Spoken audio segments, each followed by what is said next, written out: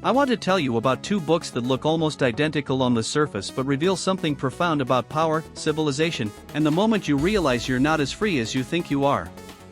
Both written by Kir Bulychev, a Soviet science fiction writer who spent his days studying Burma as a professional historian and his nights writing stories about distant planets. These two books follow the same character, a xenozoologist named Grigory Seleznev arriving on two different planets at roughly the same stage of development. Medieval-level societies. Primitive by galactic standards. Both times, he's there to study the local wildlife, nothing more. Just observe, catalog, move on. But here's what stopped me when I first read these: the situations are nearly identical, yet everything that happens is completely different. Same setup, same type of planet, similar political structures. Different outcomes. And in that difference, you start to see something about how civilizations actually work, how power really operates, and why some contacts between unequal societies end in disaster while others don't. Let me start with the first planet. Medieval kingdom, typical feudal structure. Knights, peasants, a king trying to hold everything together. Grigory arrives with his research team. They're not colonizers. Earth's official policy is limited contact. You land, you study what you came to study, you leave. Don't interfere. Don't play God. The locals know visitors from the stars exist, but contact is minimal, controlled, respectful. Grigory meets someone there. A young man from the provinces named Voreu. For traits describe him perfectly, and Bulychev uses exactly that economy in the text: ambitious is brilliant, from a minor noble family with no real prospects, and absolutely convinced that the old feudal system is rotting from within. You know this type. Every traditional society has them. The talented provincial who sees the capital aristocracy as decadent parasites. Who knows he's smarter than the lords born into their positions. Who watches incompetent nobles make decisions while capable people are locked out by birth. Voreu looks at the galactic visitors and sees an opportunity. Not to learn. Not to trade. To leverage. Because here's what he understands that the old aristocracy doesn't: once contact happens, even limited contact, the old world is already dead. It just doesn't know it yet. Think about Japan in the 1850s. American warships appear in the harbor. Some samurai say, "Close the country, preserve our ways, keep the foreigners out." Others, like the men who would create the Meiji Restoration, understand that the world has changed. Trying to preserve the old order is suicide. The only question is whether you'll ride the wave of change or be crushed by it. Voreu is a Meiji revolutionary in fantasy clothing. He doesn't want to preserve his world.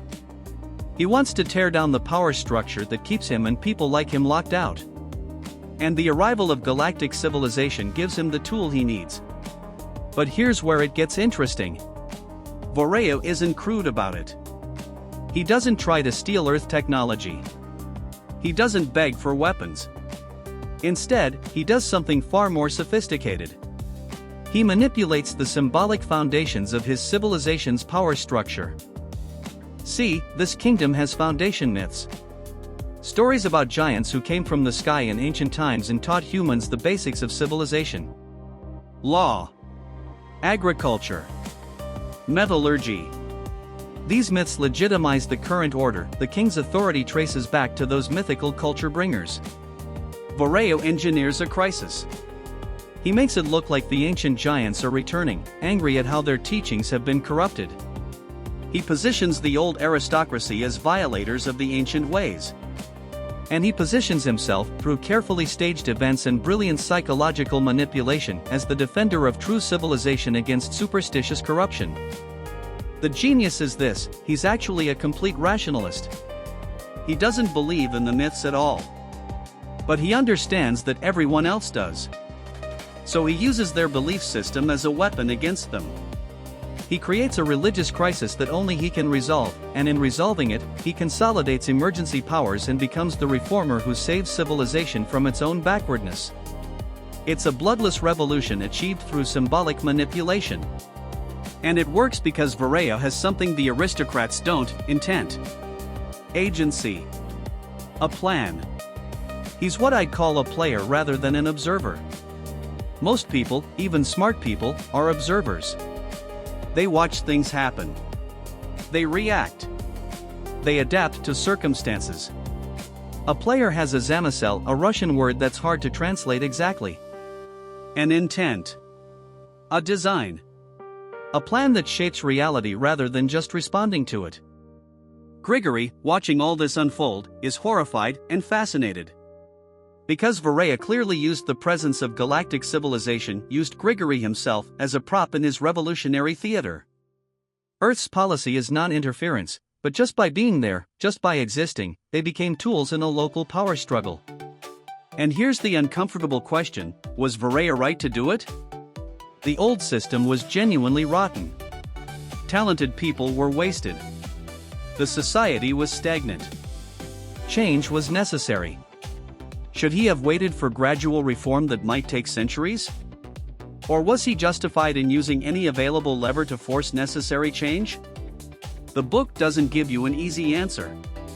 But it shows you how real revolutions work. They're not usually about mass movements spontaneously rising up.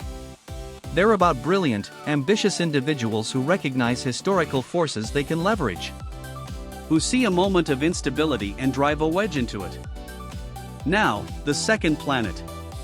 Same setup. Medieval civilization, galactic research team arrives, limited contact policy. But this time, everything goes wrong. This time, the Earth expedition isn't quite what it seems. There's another agenda beneath the surface. Some of the team members don't see the local population as equals. They see them as experimental subjects. As primitives who can be studied, manipulated, used to test theories about civilization development. There's a line you cross when you have overwhelming technological superiority. You start thinking of yourself as a different category of being. Not quite human in the same way. More evolved. More rational. You convince yourself that your intervention is for the greater good, that you understand what these primitives need better than they do. It's the God complex. And it's poisonous. The team starts playing games with local politics. Not revolutionary games like Varela played, those at least had a coherent goal. These are experimental games. Let's see what happens if we introduce this idea. Let's observe how they react to this technology. Let's test whether their social structure can adapt. They think they're in control. They think their technological superiority makes them safe. They've studied the planet, they understand the political dynamics, they have contingency plans. But they make the same mistake every technologically superior civilization makes: they assume superiority in tools means superiority in strategic thinking. They're observers with good equipment. They're not players with intent. And someone on this planet is a player. Someone sees through them. Someone recognizes that these galactic visitors, for all their technology, are careless, arrogant, predictable. And someone decides that the best way to deal with a god is to trap it using its own arrogance. The second book takes a darker turn. Same protagonist, same level of civilization on the planet's surface, same Earth expedition arriving.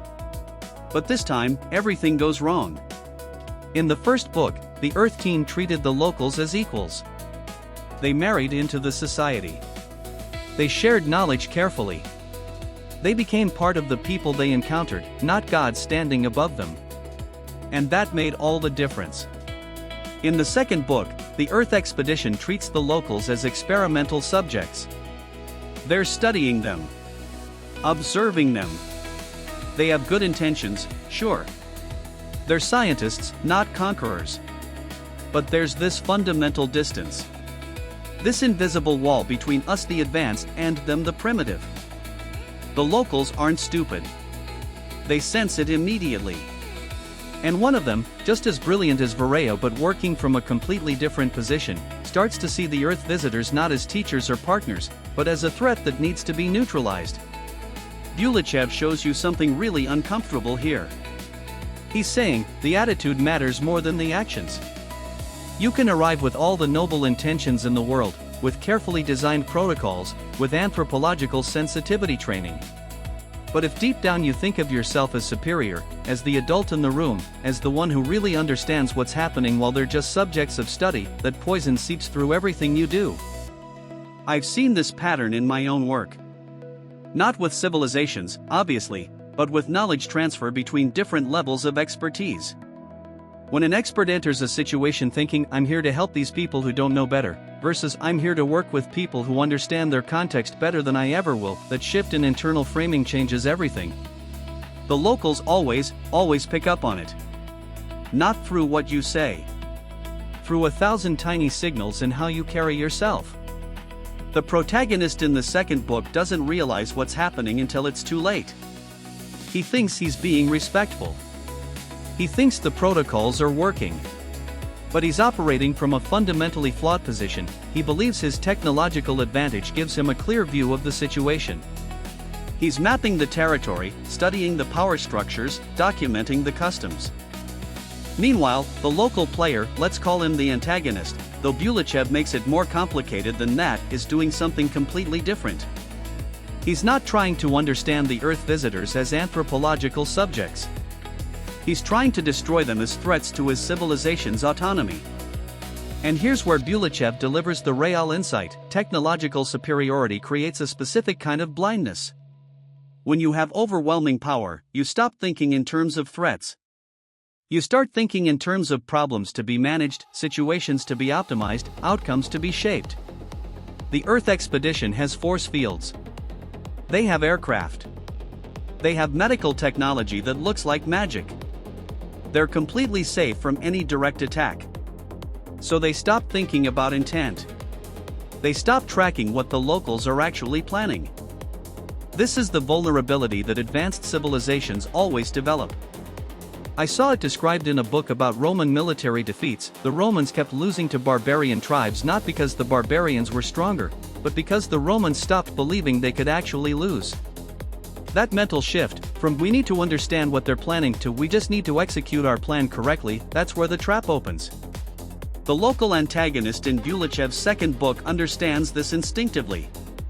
He can't beat the Earth visitors in direct confrontation. But he doesn't need to. He needs to manipulate them into leaving or discrediting themselves or becoming so entangled in local conflicts that their technological advantage becomes irrelevant. He uses their own protocols against them. The Earth expedition has rules about non-interference, about not taking sides in local conflicts, about maintaining scientific objectivity. Beautiful rules. Ethical rules.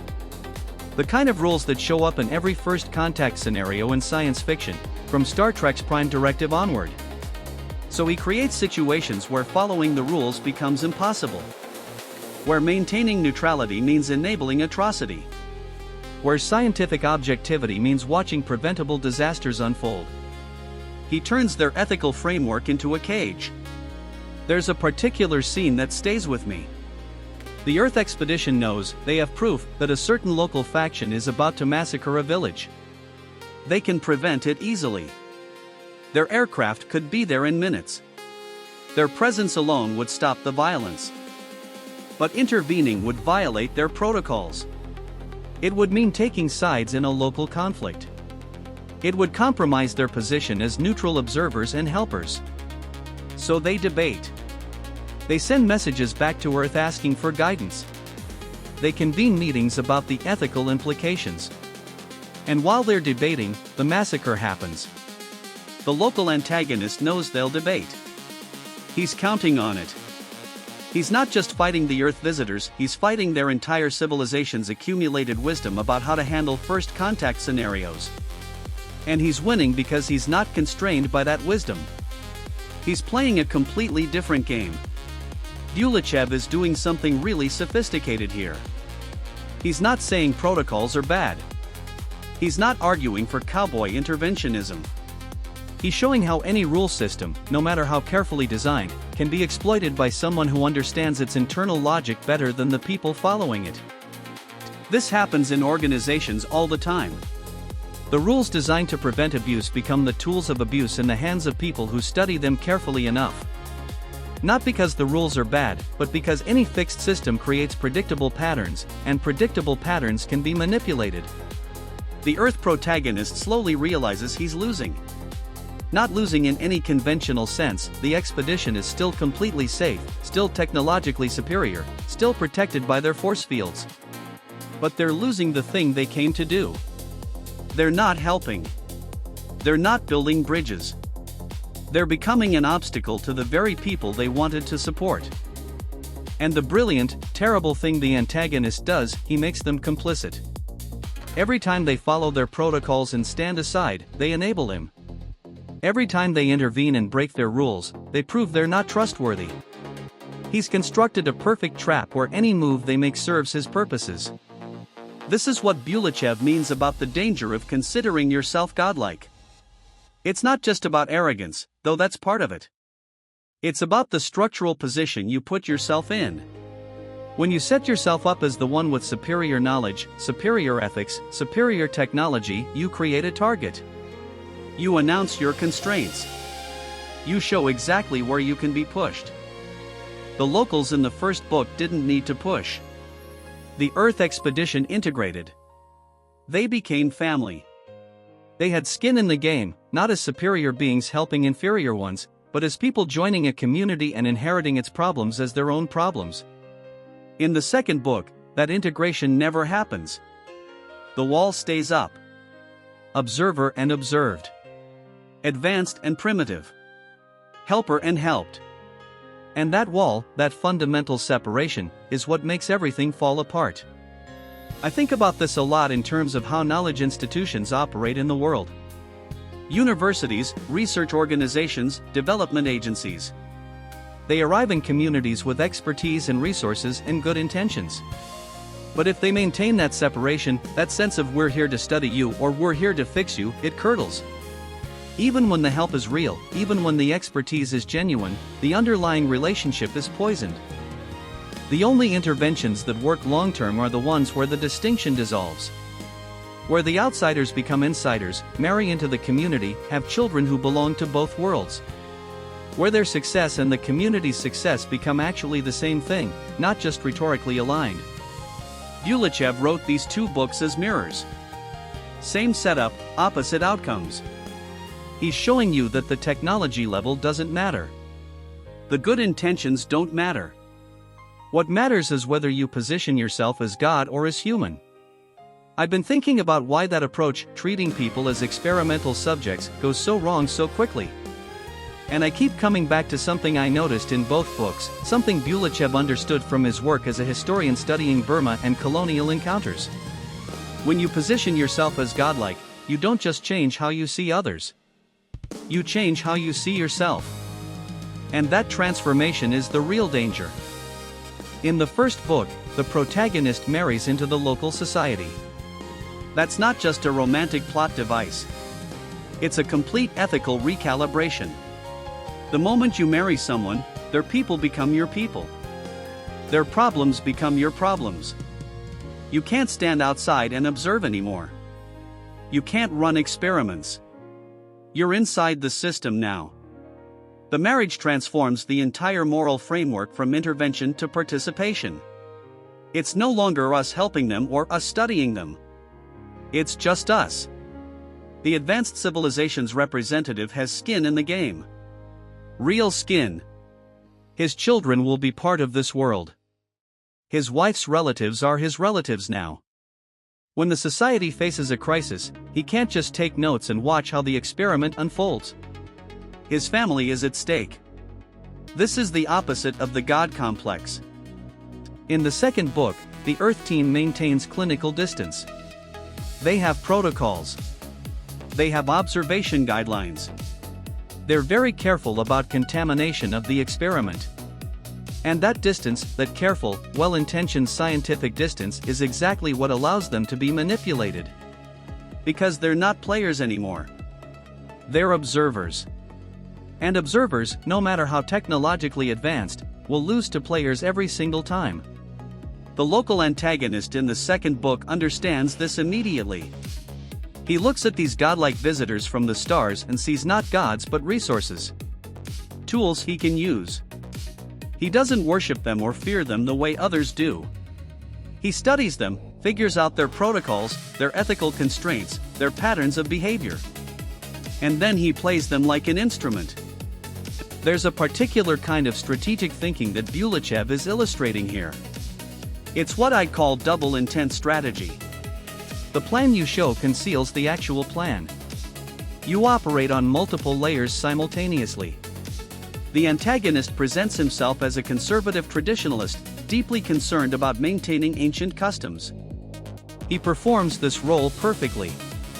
The Earth observers, watching from their godlike perch, catalog him as exactly what he appears to be, a cautious elder protecting his culture.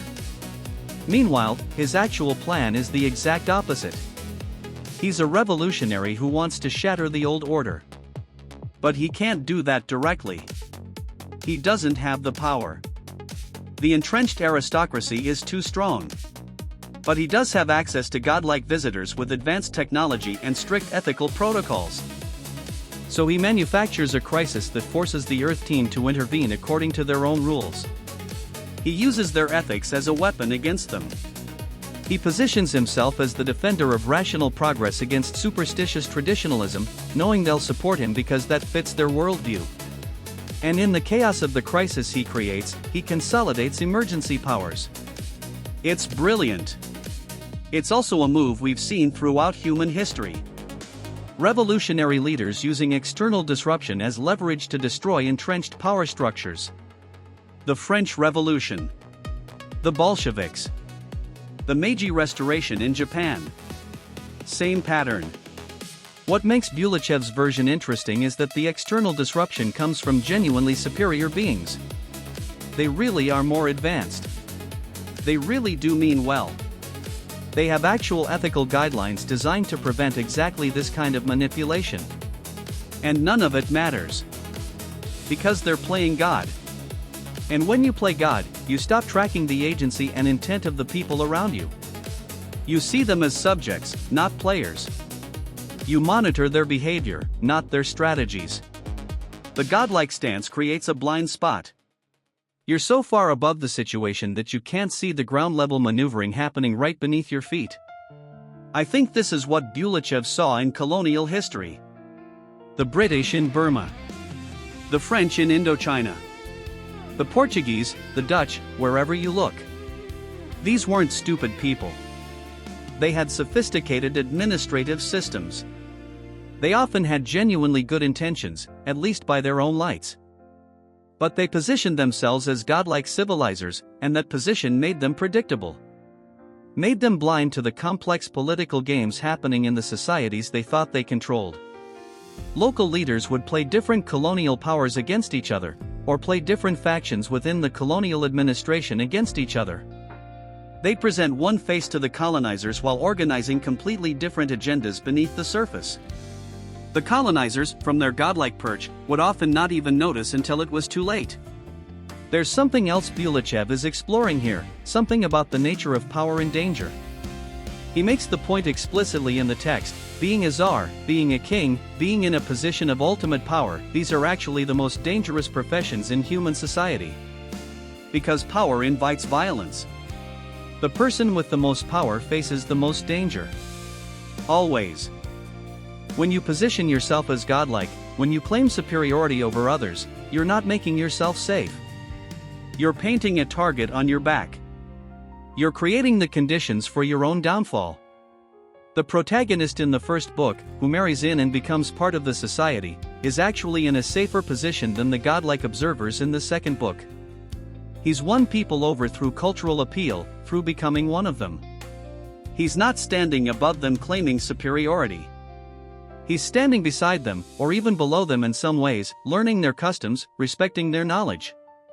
And that humility, that refusal to play God, gives him something the observers in the second book never achieve: genuine understanding. Real relationships. Actual integration. The observers think they understand because they have superior analytical tools. They can measure things the locals can't measure. They can predict patterns. They have models and theories. But they don't understand intent. They don't understand the lived experience of navigating that society's power structures. They don't understand what it feels like to be inside the system. So when someone with deep understanding of the system and clear strategic intent decides to use them, they're helpless. They're like children being manipulated by an adult. Their technological superiority means nothing. This connects to something I've been turning over about the difference between intelligence and intent. We tend to think intelligence is the key factor in conflicts. The smarter side wins. The more technologically advanced civilization dominates. But that's not what these books show at all. Intent matters more than intelligence. Strategic purpose trumps raw capability. A player with clear goals and strategic thinking will beat an observer with superior intelligence almost every time. Because the observer is reacting. The player is acting. The observer is trying to understand the situation. The player is creating the situation. The Earth team in the second book has vastly superior intelligence in every measurable way. Better technology. Better education. Access to thousands of years of accumulated galactic knowledge. The local antagonist has none of that. But he has intent. He has a plan. He has agency. And that's enough. That's more than enough. Bulychev is showing us something that runs completely counter to our usual assumptions about progress and development. We think civilization advances through accumulated knowledge, better tools, smarter people. But maybe what really drives history forward is intent. Is people with clear visions and strategic plans. Is agency. The actual content of the plan almost doesn't matter. What matters is having one. Being a player rather than an observer. Operating with purpose rather than just reacting to circumstances. This is what Bulychev, the antagonist in the second book, represents. He's not waiting for historical forces to gradually improve his society. He's not accepting his position in the traditional hierarchy. He sees an opportunity, these godlike visitors, and he seizes it. He manufactures the situation he needs. He's a revolutionary in the truest sense. Not because he has revolutionary ideology necessarily, but because he refuses to be passive. He looks at the same circumstances everyone else sees, and instead of asking, "How do I survive this?" he asks, "How do I use this?" That shift from victim to agent, from observer to player, that's the revolutionary moment. And it's available to anyone, at any level of technological development, in any society. You don't need advanced tools. You need intent. I want to circle back to something that's been sitting with me since I started reading Bulychev's work alongside the Strugatsky brothers. There's a difference in texture between them that's hard to articulate at first. The Strugatskys hit you immediately. You read Hard to Be a God, and within pages you feel the weight of their ideas. The prose carries this electric intensity, this philosophical urgency that grabs your collar and doesn't let go. It's brilliant, and you know it's brilliant while you're reading it. The kind of writing that makes you stop and read passages aloud to whoever will listen. Bulychev works differently. His prose is quieter. More conversational. You can read an entire novel and think, well, that was a good story, entertaining, some interesting ideas. Then a week later you're doing something completely unrelated, washing dishes, walking to work, and suddenly one of his scenes surfaces in your mind and you realize it contains an entire theory of civilization. It's soft profundity, if that makes sense. The kind that doesn't announce itself. I think this is why Bulychev's reputation is more complicated. He wrote a lot. Dozens of books. Some are lightweight entertainment, some are mediocre, some are failures. But scattered throughout are these works that approach genius, and they don't wave flags about it. You have to come back to them repeatedly before their architecture reveals itself. The two parallel novels I've been talking about work this way. On the surface, they're adventure stories about Earth explorers dealing with giants on primitive planets. Only after you've sat with them do you realize Bulychev has constructed a complete ethical framework for thinking about power, intervention, and what happens when civilizations meet across vast technological gaps. Here's what stays with me most: the marriage strategy. In the first book, The protagonist, this young Soviet scientist, ends up marrying the daughter of one of the local giants. It's not a political calculation at first. It happens naturally through the story. But what it accomplishes strategically is profound. By marrying into the local civilization, he transforms the entire ethical framework of contact. Before the marriage, he's an outsider. An alien. Someone from an advanced civilization studying primitives. There's an inherent power imbalance, an ethical minefield. No matter how careful he is, no matter how much he respects the local culture, he's still fundamentally separate. The giants are subjects of observation, even if he tries not to think of them that way. The marriage collapses that boundary. Suddenly it's not Earth civilization versus giant civilization.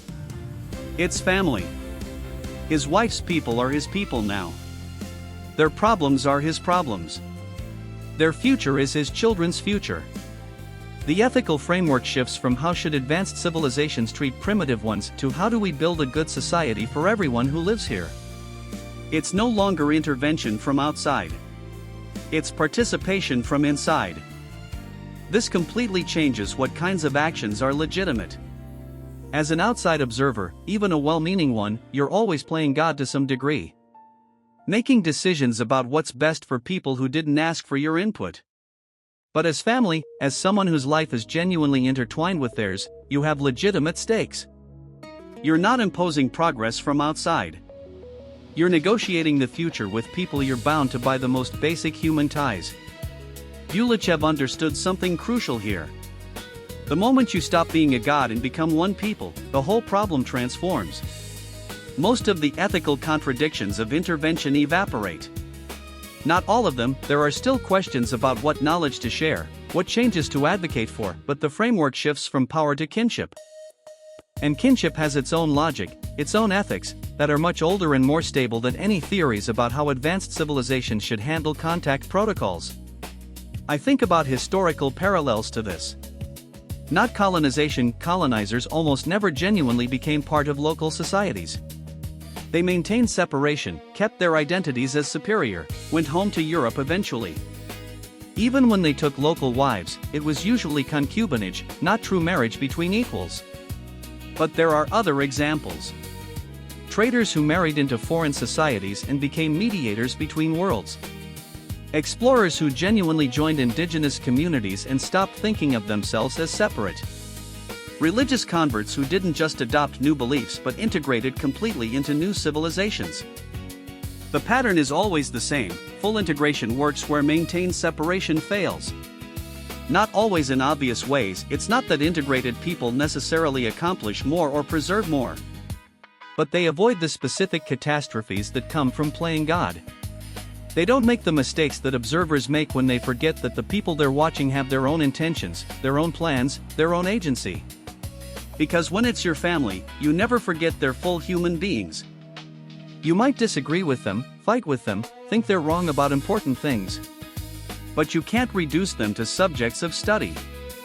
You can't experiment on them. You can't make decisions about their lives without their input. The second novel explores what happens when someone does exactly that. When an advanced civilization treats less developed beings as experimental subjects rather than equals. I don't want to spoil the whole plot, but the setup is deliberately parallel to the first book. Same basic situation: Earth scientists, primitive planet, giants, but the ethical approach is inverted. Instead of integration and marriage, there's clinical observation and manipulation. The Earth scientists maintain strict separation. They study the giants like lab animals. And when problems arise, which they inevitably do, they respond with more control, more manipulation, more force. They have vastly superior technology, so they assume this gives them the right and the ability to shape outcomes. It goes catastrophically wrong. Not because they're evil. They're not deliberately cruel. They have reasonable justifications for everything they do. But they've made the fundamental error of treating conscious beings with their own agency as if they're passive objects to be managed. And no amount of technological superiority protects you from the consequences of that error. The parallel structure of these two books is deliberate and brilliant. Bulychev is showing you the same scenario played out with two different ethical frameworks. In one, the advanced civilization representative becomes part of the local society through marriage and kinship. In the other, he remains separate and superior, treating locals as subjects to be studied and controlled. One approach works. The other fails disastrously. It's not subtle when you lay it out like this. But remember, Bulychev doesn't announce any of this. He doesn't have characters deliver speeches about integration versus separation. He just tells you two stories and lets you notice the pattern. This is what I mean about soft profundity. The lesson is there, clear and complete, but it arrives as story rather than sermon. I think Bulychev was influenced by his professional work here. He was an Orientalist who studied Burma, spent time analyzing colonial history, saw firsthand what happened when powerful civilizations encountered weaker ones. He understood that the colonial power's fundamental error wasn't just cruelty or exploitation, though there was plenty of both, but the maintenance of separation. The insistence on remaining superior, on never fully joining the societies they controlled. The British in India. The French in Indochina. The pattern repeats. Maintain separation, maintain superiority, treat locals as subjects rather than equals. And eventually, inevitably, it collapses. Not because the colonizers lack power, they have overwhelming power, but because they can't actually see or understand what's happening in the societies they're trying to control. They're blind to local agency, local plans, local intentions. They're observers thinking they're players. But they're not playing the same game the locals are playing, because they don't understand that game, because they've maintained too much distance to learn its rules. The marriage strategy solves this. Not perfectly, not magically, but fundamentally. You can't maintain comfortable illusions of superiority when you're living inside a society, raising children there, negotiating daily life with in-laws who see things completely differently than you do. Reality imposes itself. You learn or you suffer the consequences, and the consequences are immediate and personal. This is why the protagonist who marries into the giant civilization succeeds where clinical observers fail. Not because he's smarter or more ethical in the abstract, but because he's given up the option of remaining separate and superior. He's stuck with these people. Their success is his success. Their suffering is his suffering. There's no distance, no safe observation post, no escape back to advanced civilization when things get difficult. He has to make it work. And that constraint, that loss of godlike separation, is exactly what allows him to make it work. I kept thinking about those two parallel stories and what they really show us about power and intent. Because there's something fascinating happening beneath the surface. In both cases, you have humans from an advanced civilization arriving on a planet with less technologically developed people.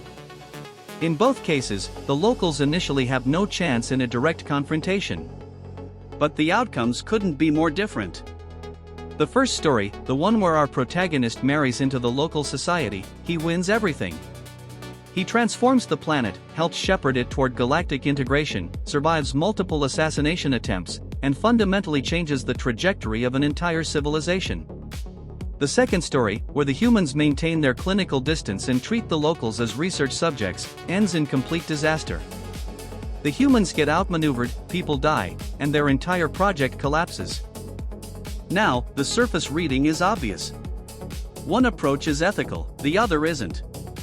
One treats people as equals, the other treats them as specimens. But there's something deeper here that Bulychev understood about how power actually works in the real world. The protagonist in the first story wins not because he's more moral, though he is. He wins because he's playing. He has intent. He has a plan. In Russian, there's this word zamysel that doesn't translate cleanly. It means something like conception or design, but it carries this sense of purposeful vision, of having thought through not just what you want but how all the pieces fit together.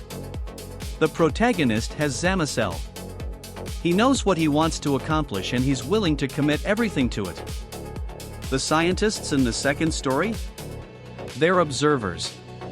They're professionals doing their jobs competently, following protocols, collecting data. But they're not players. They don't have zamysel in the deeper sense. They have research objectives, sure, but that's not the same thing. They're not trying to reshape reality according to a vision.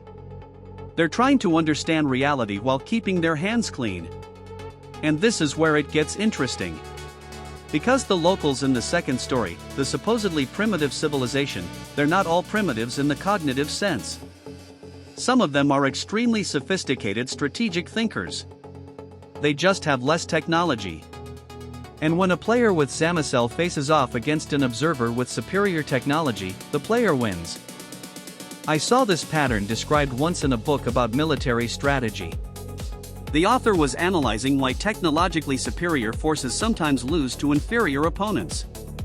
His conclusion wasn't about tactics or terrain. It was about agency. One side is reacting to circumstances. The other side is creating circumstances. One side is trying to manage variables. The other side is trying to bend reality toward their vision. The protagonist in Bulychev's first story, when he decides to marry into the local aristocracy, he's not just being romantic. He's collapsing the entire ethical and strategic framework that would have limited his actions. As an outside observer, everything he does is intervention, is contamination, is ethically questionable. But as family? As someone with children who are half local, whose grandchildren will be fully integrated into this society, suddenly he's not an outsider imposing change. He's an insider fighting for his family's future. That's brilliant strategy disguised as love story.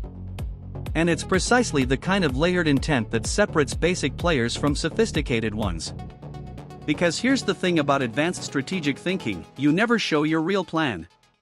You show a plan that makes sense on its own terms, that people can understand and accept, and that plan conceals the actual deeper architecture of what you're doing. The locals in the first story see a foreigner who fell in love with one of their princesses. Romantic, understandable, a tale as old as time.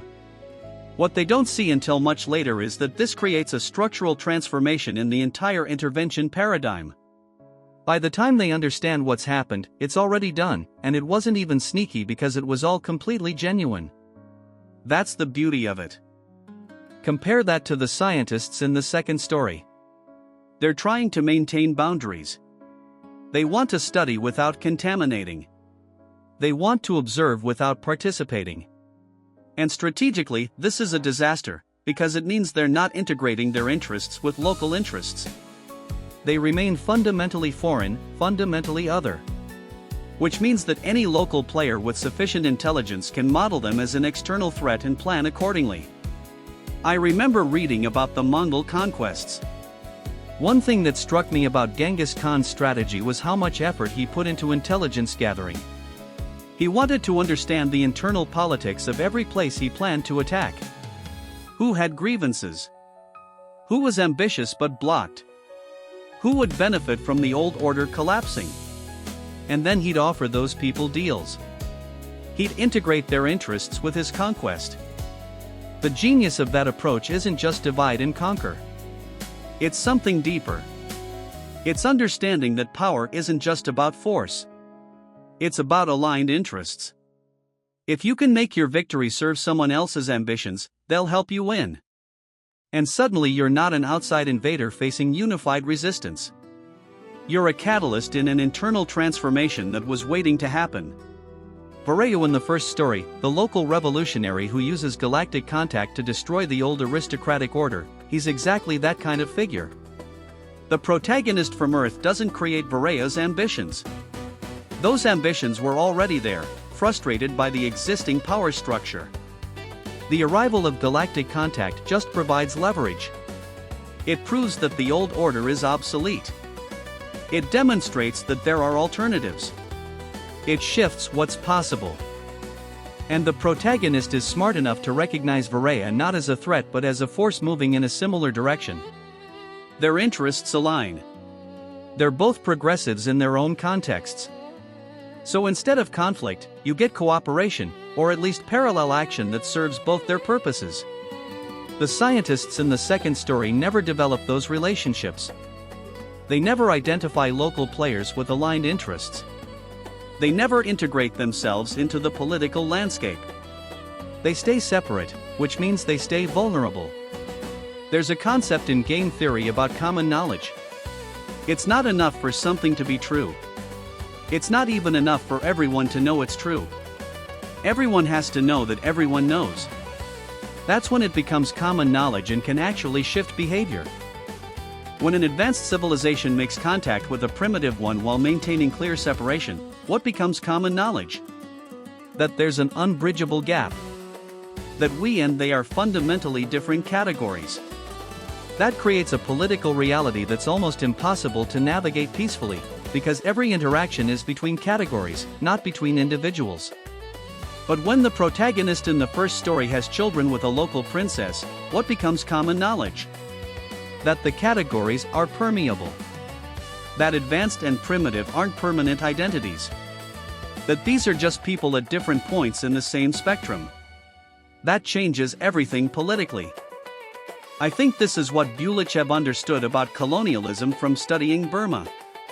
The colonial powers who tried to stay separate, who built their compounds and maintained their distance, who saw themselves as fundamentally different from the locals, they ultimately failed. Not immediately, but inevitably. Because they never stopped being foreign, which meant they never stopped being targets. The ones who integrated, who married locally, who had mixed children, who stopped thinking of themselves as separate, they became part of the place. And you can't be expelled from what you've become part of. The question stops being when will the foreigners leave and becomes how will we incorporate these new elements into our society. This isn't just about colonial history. It's about any situation where power is unequal. The powerful party always has a choice. Maintain separation and dominance, or integrate and transform. The first path keeps you powerful in the short term but makes you a permanent target. The second path dilutes your immediate power but makes you anti-fragile over time. And the really sophisticated insight that I think Bulychev was exploring is that this choice isn't primarily ethical, though it has ethical dimensions. It's strategic. The separated powerful are brittle. The integrated powerful are resilient. Not because integration makes you weaker, but because it multiplies the number of people who have a stake in your success. When the protagonist in the first story is threatened, he's not just some foreigner who might get killed. He's somebody's husband, somebody's father, somebody's political ally, somebody's business partner. An entire network has reasons to want him alive. That's not luck. That's what integration creates automatically. I've been thinking about why these stories hit differently than most science fiction about first contact. Most stories about advanced civilizations meeting primitive ones focus on the technology gap. Ships that can cross galaxies versus people who just discovered metallurgy. But Bulychev does something more uncomfortable. He shows you what happens inside the head of someone who starts believing they're superior. There's a moment in one of these stories where a character from the advanced civilization is observing the locals. He's a professional. Trained anthropologist, knows all the protocols about non-interference, respects indigenous cultures in the abstract. But he's watching them struggle with a problem he could solve in 30 seconds with a tool from his pocket. And you can feel the shift happening in his thinking. Not dramatic. Just this quiet movement from I'm observing a culture to I'm watching children play with blocks. That's the God complex. It doesn't announce itself with lightning bolts and declarations. It just settles over you like dust. Bulychev spent years studying Burma professionally. Not as a tourist, as a historian analyzing colonialism's aftermath. He saw the documentation. The letters and reports from colonial administrators who genuinely believed they were helping. Civilizing. Improving. These weren't monsters. They were educated people who convinced themselves that their technological advantage proved their moral and intellectual superiority. That the gap in development justified treating other humans as experimental subjects in a vast improvement project. The colonial mindset has this particular flavor of self-deception. You tell yourself you're being rational, scientific, objective. You're just observing facts. And the fact is, you have antibiotics and they have shamans. You have written law and they have oral tradition. You have steam engines and they have ox carts. These are observable differences. But then comes the slide. From we have different tools to we are different kinds of people. From they haven't developed this technology yet to they couldn't develop it. From I can help to they need me to I know what's best for them better than they do. Once you're there, once you've accepted that frame, everything else follows naturally. Of course you don't need their consent for interventions. Children don't consent to medicine. Of course you can override their choices, they don't understand what's good for them. Of course you can treat them as subjects in your improvement experiments. You're not being cruel. You're being responsible. Benevolent, even. This is what Bulychev saw in the colonial archives. This is what terrified him enough to write these parallel stories as warnings. The two works function like a comprehensive examination of the problem from different angles. In one, you have careful intervention. Marriage alliances, cultural integration, trying to do it right. In the other, you have careless observation that treats locals as interesting specimens. Different approaches, but both start from the same poisonous assumption, that being more technologically advanced makes you fundamentally superior. And here's what makes Bulychev's critique so sharp. He shows that the careful approach and the careless approach both lead to disaster. Not because intervention is always wrong in some abstract moral sense, but because the moment you position yourself as a god looking down at lesser beings, you've already lost something essential. You've stopped seeing other people as fully human in the way you are. The character who succeeds, the one who marries into the local society, only succeeds because he stops being a visiting superior. He becomes one of them. His children will be local. His interests become their interests not as a strategy but as reality. He's not playing God anymore. He's just a person living in a community, using his knowledge the way anyone uses their skills to help their family and neighbors. The moment the boundary between advanced us and primitive them collapses, the whole toxic dynamic collapses with it. You can't maintain a God complex toward people who are your in-laws. Your wife's cousins aren't experimental subjects. Your children's inheritance isn't a laboratory. But maintaining that separation, that observer stance, even with the best intentions, it preserves the fundamental inequality that makes catastrophe likely. Because they remain objects of your study, your improvement projects, your interventions. Not people you're accountable to as equals. Bulychev knew this from studying history. The British in India, the French in Indochina, the Dutch in Indonesia. Every colonial power had its careful administrators and its careless exploiters. Didn't matter. The structure itself was rotten. The very idea that you could arrive in someone else's land with superior technology and redesign their society for their own good, it contained the seeds of horror regardless of how kindly you try to implement it. There's a particular kind of blindness that comes with power.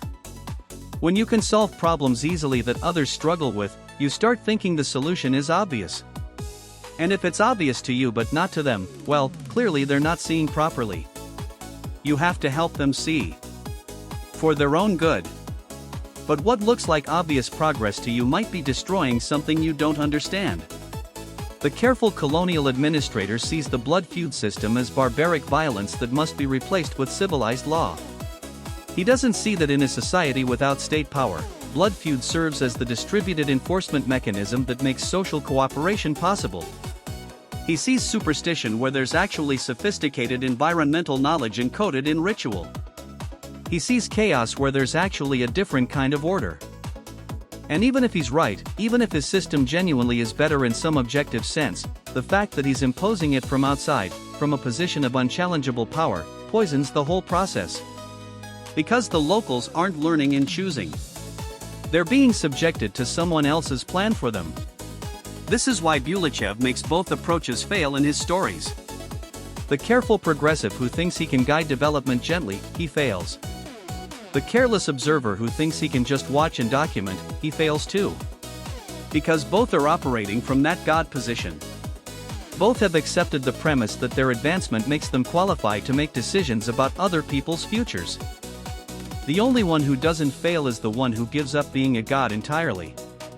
Who says, fine, I'm not a visitor from an advanced civilization anymore. I'm a member of this community now. My fate is tied to theirs. My children will live with the consequences of my choices. I don't get to experiment and leave. That's accountability. Real accountability, not the fake accountability of writing reports to your own civilization's ethics board. The kind where you face the people affected by your decisions every morning. Where they can challenge you. Where you can't retreat to your superior knowledge because these are your wife's relatives and they don't care about your credentials. It's humbling in a way that I think Bulychev considered essential. You have to give up the comfort of being special. Of being the advanced one, the one who knows better. You have to become just another person trying to figure things out with the people around you. And maybe that's the only ethical way to bridge the gap between civilizations. Not through careful intervention. Not through hands-off observation. Through actually becoming one people. Through integration so complete that there's no us and them anymore. Just us. Which means the technology transfer, the knowledge sharing, it happens in the context of family and community. Not as a gift from above, but as skills being shared among people who'll all live with the results together. The advanced knowledge doesn't make you superior. It's just part of what you bring to the collective project of building a life together. This is deeply uncomfortable for anyone who likes the idea of progress, of helping, of making the world better with their superior knowledge. Because it says, you can't do that from outside. You can't be the benevolent superior. Either you join them as equals, with all that entails, or you're going to cause harm no matter how good your intentions are. The Strugatsky brothers had already explored some of this territory in their work about progressors, those agents of advanced Earth civilization sent to primitive planets to accelerate development. But they mostly asked the question from Earth's perspective, from the position of the technologically superior. What are our responsibilities? How should we intervene? What gives us the right? Bulychev came at it differently. He'd spent years studying Burma professionally, watching how colonial powers had operated, seeing the wreckage left behind. So when he wrote these stories, he wasn't primarily interested in the ethics of the powerful. He was interested in what happens on the ground, in the societies being contacted, among the people living through that disruption. That's the conversation his work has with the Strugatskys. They left most of the post-contact reality unexplored. What actually happens when full contact with galactic civilization becomes unavoidable? How do different societies react? What forces emerge within those societies? And this is where Bulychev's structure becomes fascinating. He uses the same archetypal situation multiple times, but varies the context. The fundamental conflict stays the same: technological inequality, the meeting of unequal civilizations, the question of intervention. But by changing the variables, he explores different facets of that conflict. It's a world-building pattern that lets you see the universal patterns underneath. Human civilizational development follows certain trajectories regardless of local conditions. The mistakes are consistent. The growth follows similar stages. Think about it this way. If you're trying to understand something complex, seeing one example tells you what happened. Seeing the same pattern play out in different contexts tells you what tends to happen, what the underlying dynamics are. In one version, you have a civilization at a particular development stage. In another, you shift that stage forward or backward. Same contact scenario, completely different social dynamics. Because the distinction between a naturally evolved civilization and one that's been artificially accelerated creates fundamentally different patterns even when they reach similar technological levels. A society that developed writing over centuries has integrated it into every aspect of their culture. A society that received writing as a gift from outsiders treats it differently, understands it differently, builds different institutions around it. And here's something Bulychev understood that connects back to those earlier observations about state formation and megaprojects. Civilizations don't just develop linearly, adding technologies one by one. They develop in response to problems and ambitions. The state doesn't emerge because populations get big enough. It emerges because someone wants to build something that requires organizing surplus and coordination beyond family units. A temple complex. A monument. An irrigation system that serves multiple settlements. Those non-utilitarian megaprojects drive the development of social structures. You need law not because people suddenly become moral, but because your ambitious construction project requires preserving conquered populations as workers instead of killing them. You need stable social systems because unrestricted violence makes long-term projects impossible. Law emerges with the formation of legislative institutions, distinct from the organic customary rules that evolve naturally in pre-state societies. But the motivation isn't justice. It's ambition. Someone wants to do something big enough that it requires inventing new forms of social organization. And before that happens, societies regulate themselves through distributed mechanisms. Blood feud systems, clan accountability. These aren't primitive failures to develop law. They're sophisticated decentralized regulators that increase the cost of violence without requiring centralized enforcement. In harsh environments, blood feud rituals function like animal submission behaviors. They prevent total destruction by ritualizing conflict. Because unrestricted violence in a mountain valley where everyone depends on everyone else for survival would lead to mutual extinction. The ritual isn't stupidity. It's survival encoded in tradition. But these systems have limits. They work for certain scales and certain kinds of problems. When societies attempt something bigger, when someone has a vision that requires thousands of people working in coordination over decades, you need different structures. The division of labor, specialized roles, state bureaucracy, these emerge as necessary organizational tools for managing projects that can't be accomplished by generalists operating under customary rules. And this connects directly to what happens during first contact scenarios. Because when an advanced civilization makes contact, even limited contact, with a less developed society, it introduces the possibility of megaprojects that society couldn't previously imagine. Suddenly there are people who can see what's possible. They've glimpsed galactic civilization, they understand that the traditional power structure of their world is arbitrary, that other arrangements exist, that change is possible. This creates inevitable factional conflict. On one side, those who want to preserve traditional power structures. On the other, those who see an opportunity for transformation. It's the same pattern you see in historical moments like Japan's encounter with Western technology.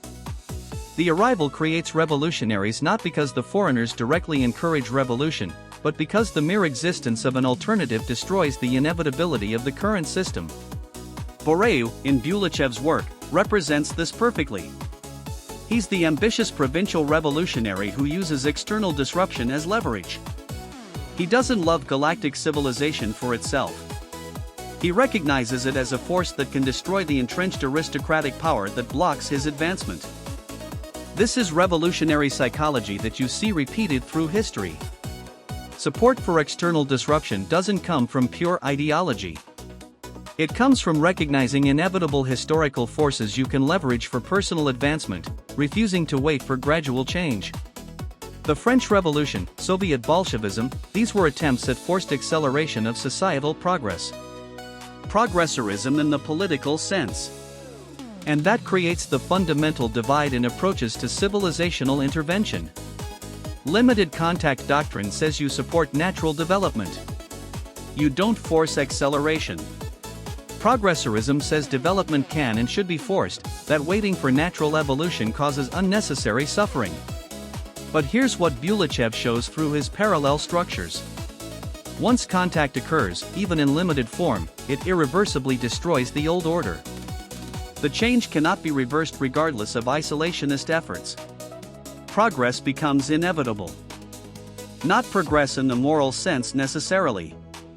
Just change, transformation, the breakdown of what was and the emergence of something new. And the outcome depends less on the advanced civilization's attitude and more on the natives' understanding of the power differential and their own ethical state. If the contacted society has capable strategic thinkers who understand what they're seeing, who can read the situation and develop plans, they can navigate the disruption.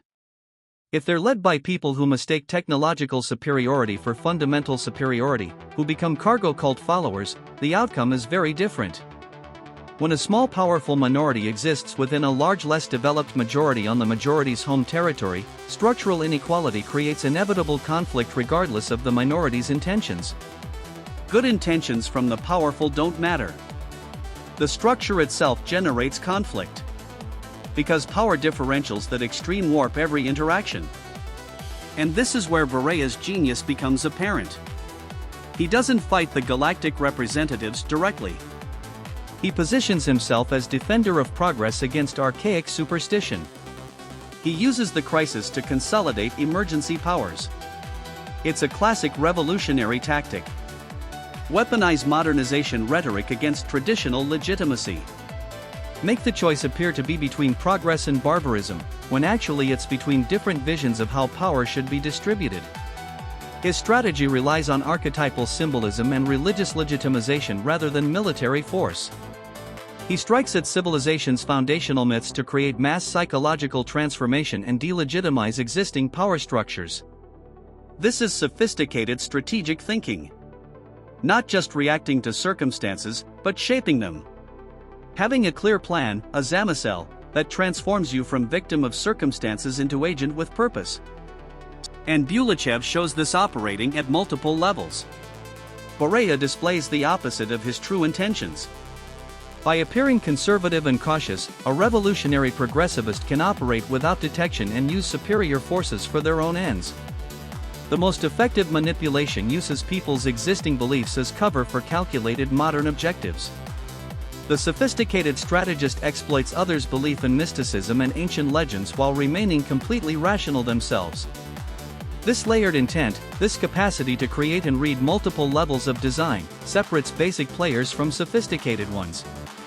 It's not about intelligence. It's about strategic purpose.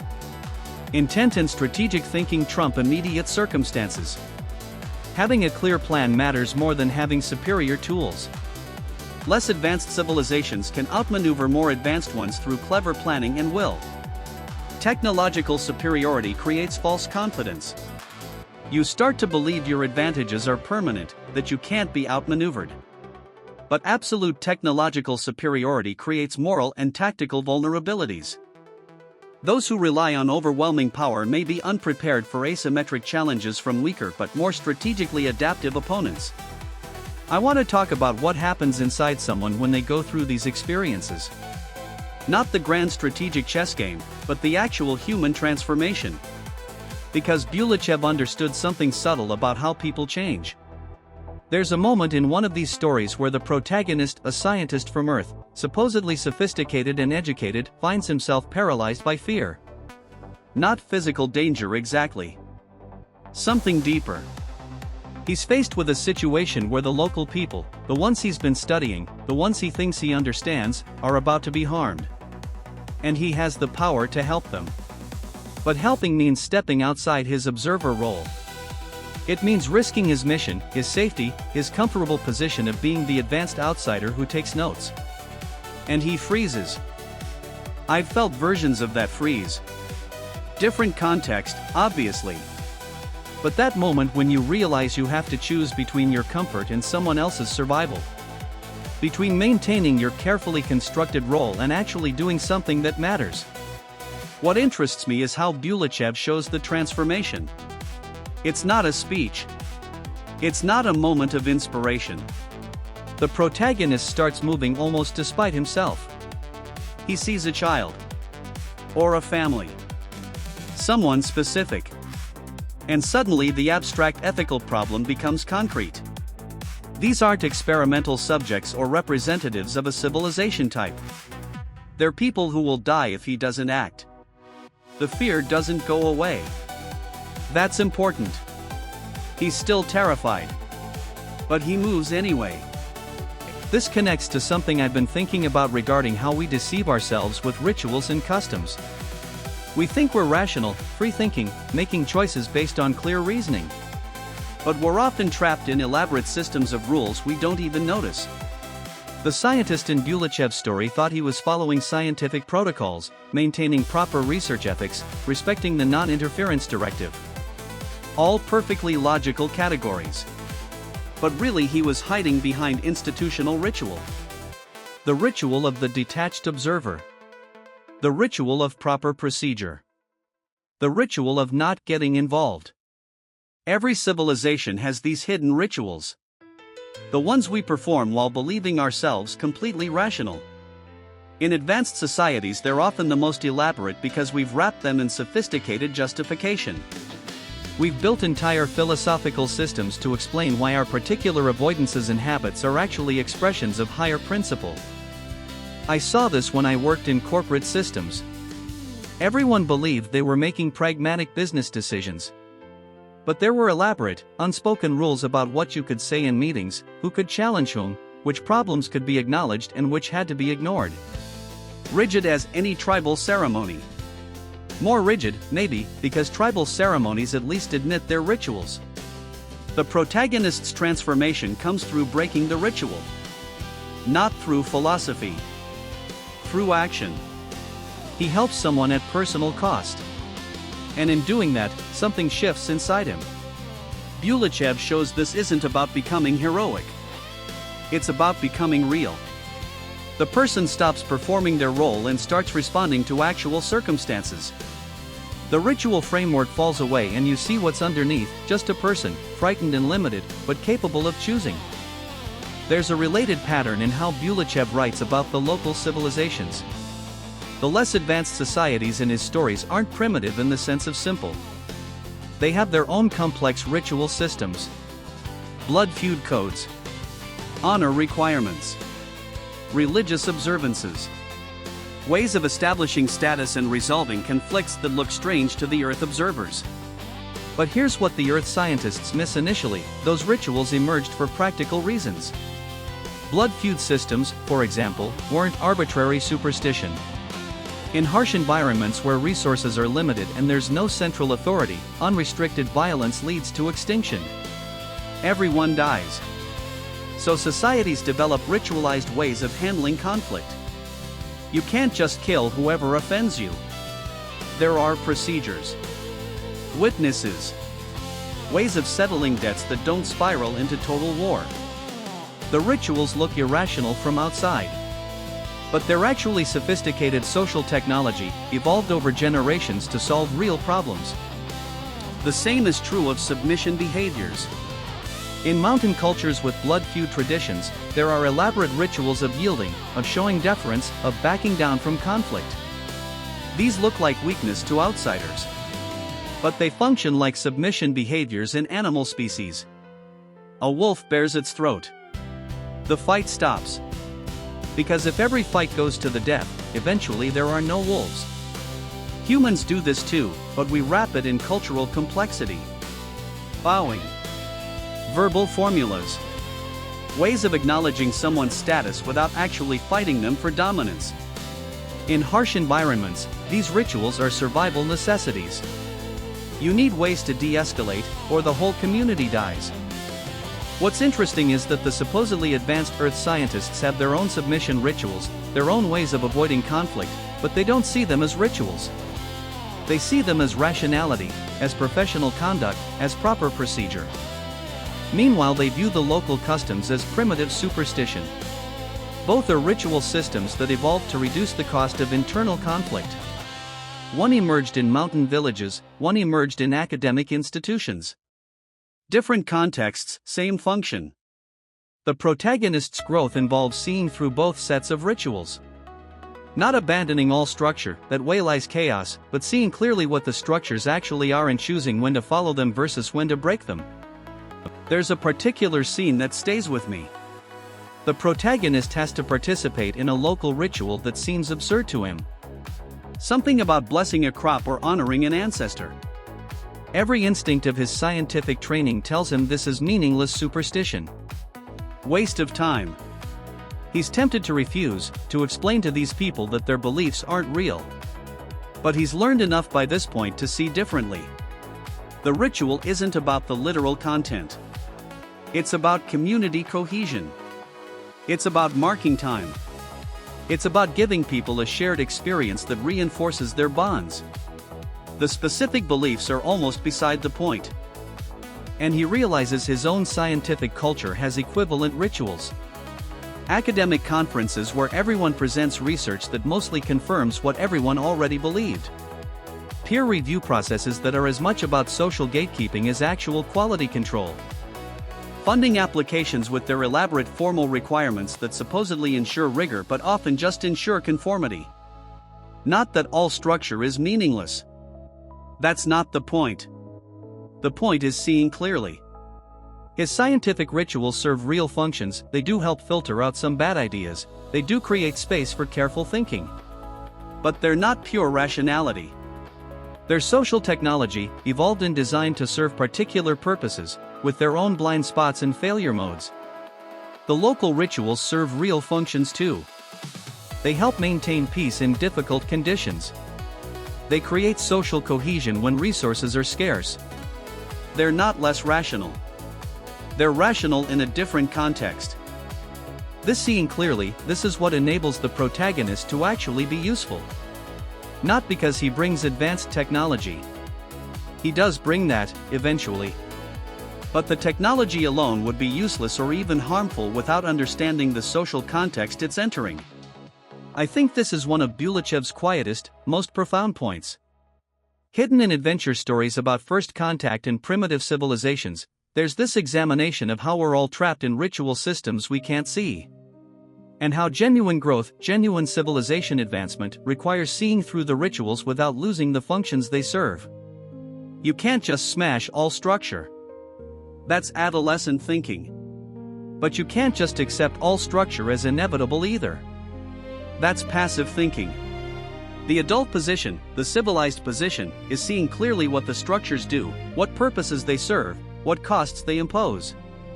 And then making conscious choices about which to maintain, which to modify, which to abandon.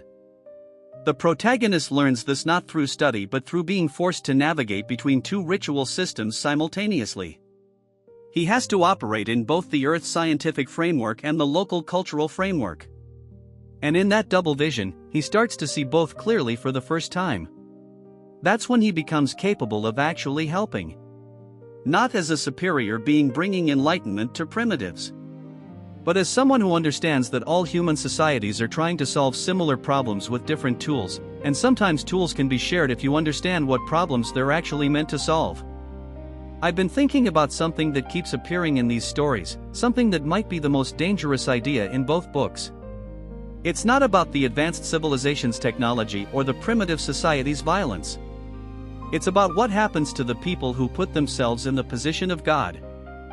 There's a moment in the second story, the darker one, where you realize the protagonist from Earth has been treating the native population as experimental subjects. Not with cruelty exactly. More with the detached curiosity of a scientist observing interesting behaviors. He's there to study them, to understand them, to maybe guide them a little. From a safe distance. With superior knowledge. And it destroys him. Not physically, he survives the book.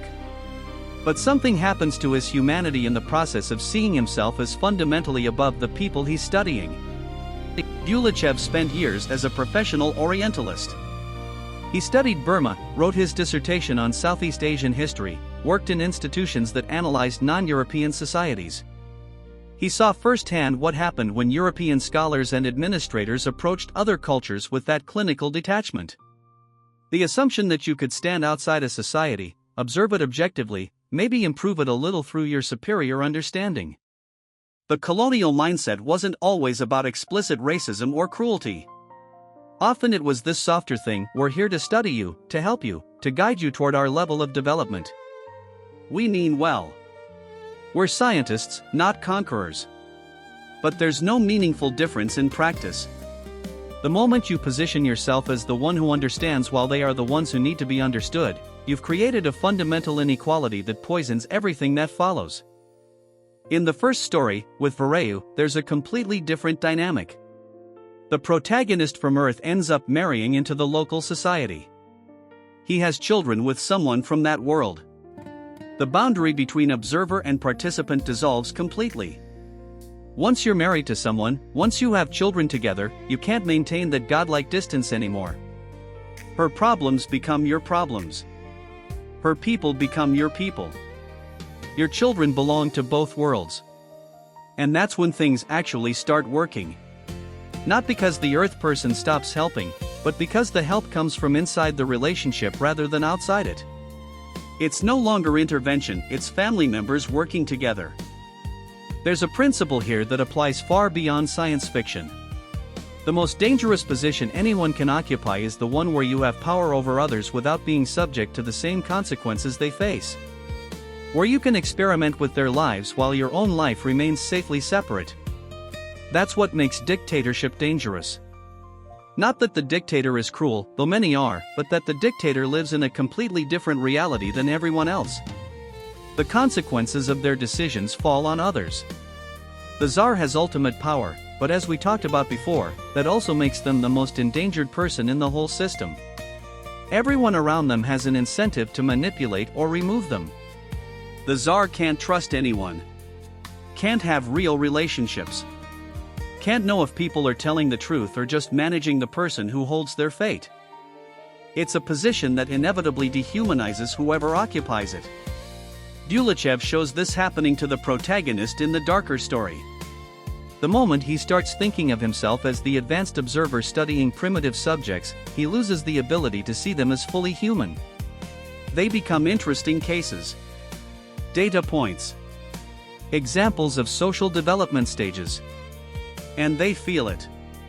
They're not stupid. They can tell when someone sees them as lesser.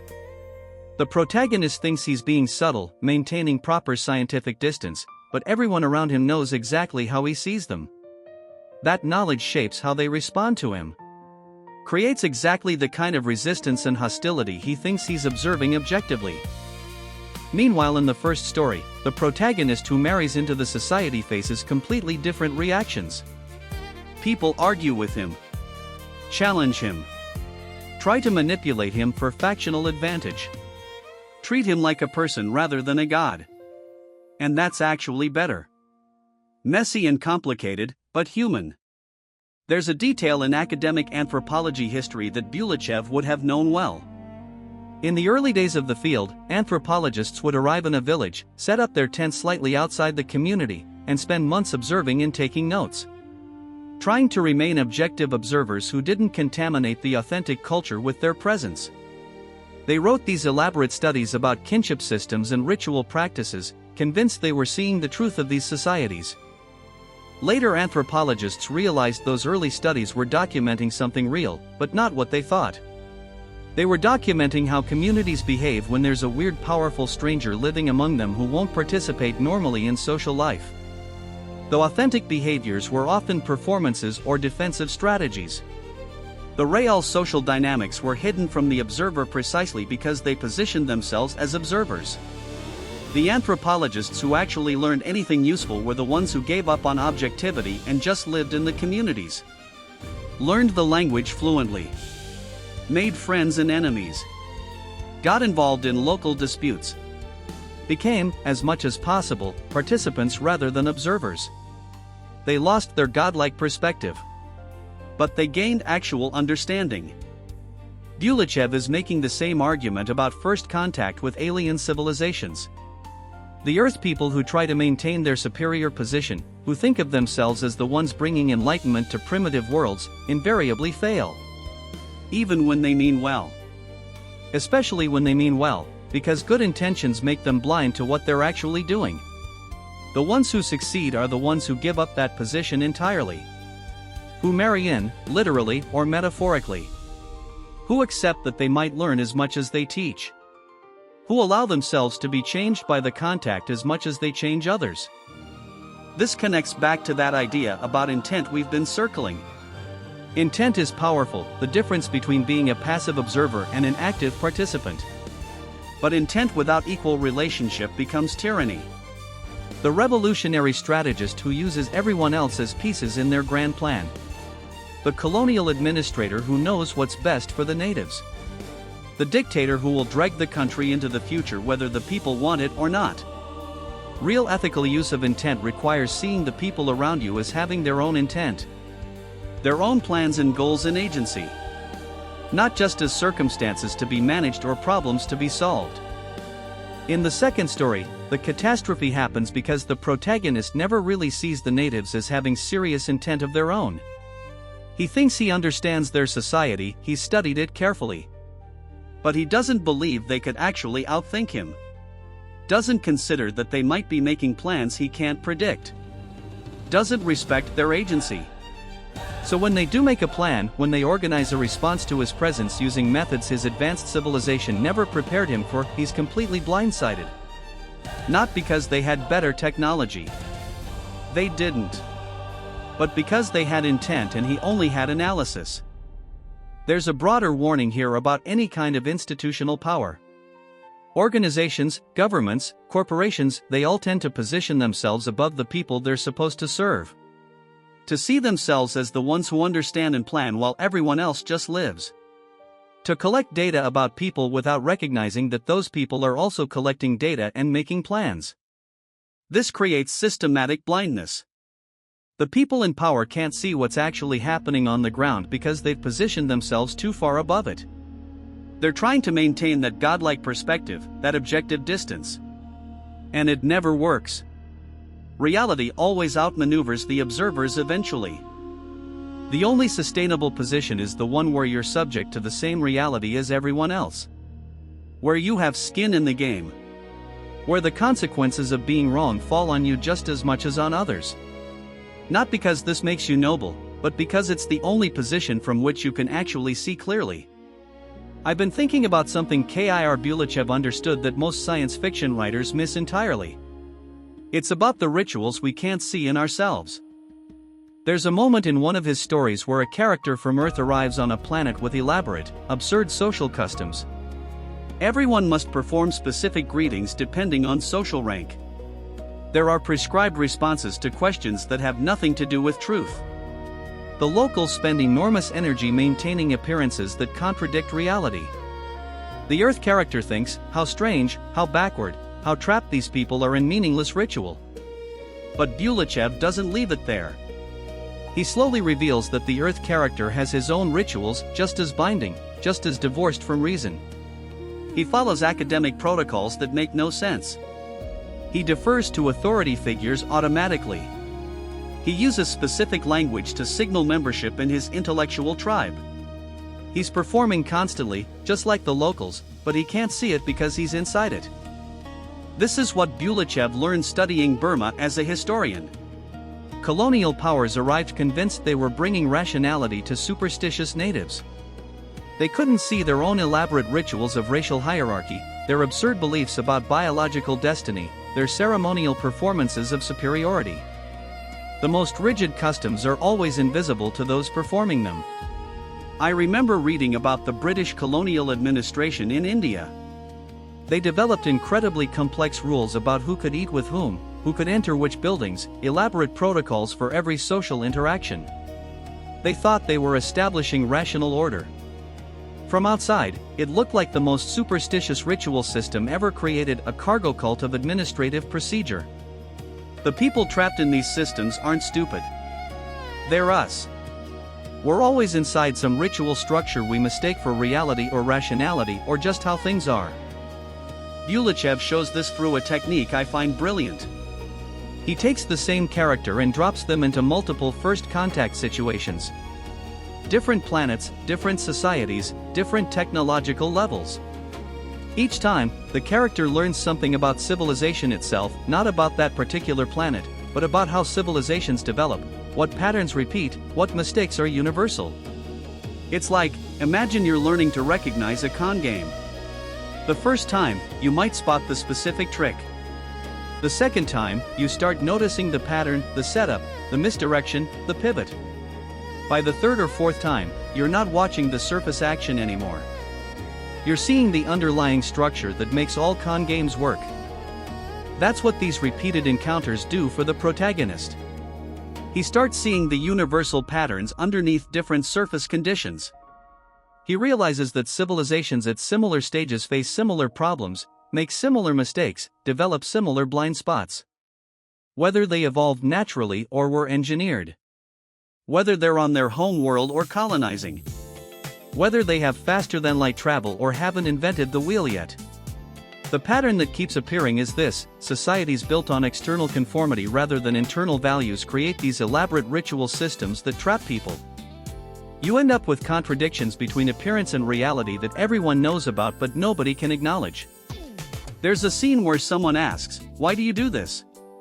And the answer is, "Because that's what we do." That's the whole answer. Not because it's effective, not because it serves a purpose, not because anyone actually believes in it anymore. Just, that's what we do. I've seen this in academic settings, in corporations, in government bureaucracies. People performing rituals nobody believes in because, that's what we do. The ritual has outlived its purpose, but nobody has the authority or courage to stop performing it. What makes it trap people is the gap between what you're required to display and what you actually know. You must act as if certain things are true while privately knowing they're false. You must show respect for authorities you recognize as incompetent. You must use language that obscures rather than clarifies. And you must never, ever acknowledge the contradiction. This creates a particular kind of psychological damage. You start splitting yourself. There's the version that performs the rituals, and there's the version that knows better. Over time, the performance version takes over more of your life. You forget what you actually think because you've been performing what you're supposed to think for so long. Bulychev shows how this works at the civilization level. A society reaches a certain stage of complexity. Power becomes less about direct physical control and more about institutional positioning. Social status depends on abstract currencies like reputation and prestige rather than concrete measures like how much food you control or how many people you can beat in a fight. This is actually progress. It means civilization has advanced from direct violence to institutional order. It's a necessary stage of development. But it creates vulnerabilities. Because now you have people whose entire position depends on maintaining certain appearances. They have expertise in navigating institutional systems but might have no practical competence in the actual work those institutions supposedly do. Their skill is in the ritual itself, knowing the right language, the right protocols, the right signals of belonging. When such a society encounters a crisis that requires actual problem solving rather than ritual performance, it's in trouble. The people in positions of authority don't know how to respond to anything outside the script. They can perform their roles perfectly in normal circumstances, but they can't adapt. This is where less developed civilizations sometimes have an advantage. If you're still at the stage where survival requires direct problem solving, you haven't lost that skill. You haven't built elaborate institutional buffers between decision and consequence. When something doesn't work, you know immediately because you faced the results directly. There's a concept in some of Bulychev's work that I find useful for thinking about this. He distinguishes between societies that evolved naturally and societies that were artificially engineered or accelerated. Natural evolution means you went through all the stages, you solved each level of problems as they arose. Artificial acceleration means someone gave you solutions before you understood the problems. Naturally evolved civilizations have cultural memory of why things are done certain ways. Even if it's mythologized, there's embedded wisdom about what works. Artificially accelerated civilizations have procedures and technologies they don't fully understand. They're cargo culting solutions that worked for someone else. This creates different kinds of fragility. The naturally evolved civilization might be trapped in outdated rituals that made sense once but don't anymore. The artificially accelerated civilization might be using tools and systems it can't maintain or adapt because it never built them from understanding. Both end up with gaps between appearance and reality. The first pretends ancient rituals still serve their original purpose. The second pretends imported solutions actually fit local problems. I think about this when I see organizations adopting practices from successful companies without understanding why those practices worked in that specific context. They're performing the ritual, the stand-up meetings, the flat hierarchy, the innovation time, but it's hollow because the underlying logic isn't there. It's like those Melanesian cargo cults building fake airstrips hoping planes will land. The form without the function. Bulychev's characters learn to recognize this. They start seeing the difference between societies that understand their own systems and societies that are performing understanding. It's a subtle distinction but crucial. And here's what's uncomfortable: we're always partly performing. No individual fully understands the civilization they're part of. We're all cargo culting to some degree, following practices whose origins and logic we've forgotten or never knew. The question isn't whether you're in a ritual system. You are. The question is whether you can see it as a ritual system, whether you maintain enough distance to recognize when the ritual has become absurd, when it's trapping people in contradictions that serve no one. This is why Bulychev's protagonist keeps encountering the same patterns. He's learning to see the structure underneath the content. To recognize, this is the stage where ritual hardens into rigidity. This is the moment when appearance diverges from reality. This is how people get trapped performing beliefs they no longer hold. It's training in seeing your own civilization from outside. Which might be the most valuable thing first contact could offer, not technology, not knowledge, but perspective. The ability to see your own rituals as rituals rather than as reality itself. I kept thinking about something Bulychev shows across these parallel stories, this strange relationship between power and vulnerability. The more absolute your technological advantage, the more dangerous your position becomes. Not despite the power, but because of it. There's a scene in one of the works where an Earth expedition has arrived on a primitive planet with overwhelming technological superiority. They have energy shields, advanced weapons, spacecraft. The locals are pre-industrial, still fighting with swords and basic metallurgy. On paper, it's not even a contest. The expedition members move through this world with the casual confidence of people who know they're untouchable. And that confidence is exactly what destroys them. Because while they're thinking about technological capacity, what they can do, the locals are thinking strategically. What do these strangers want? What are their patterns? Where are they predictable? The expedition treats the mission as a scientific survey. The locals treat it as an existential problem that requires a solution. Bulychev understood something that took me years to recognize in different contexts: having a plan, having intent, transforms everything. It doesn't matter if you're technologically primitive or intellectually limited compared to someone else. If they're observers and you're a player, if they're studying while you're strategizing, you have the fundamental advantage.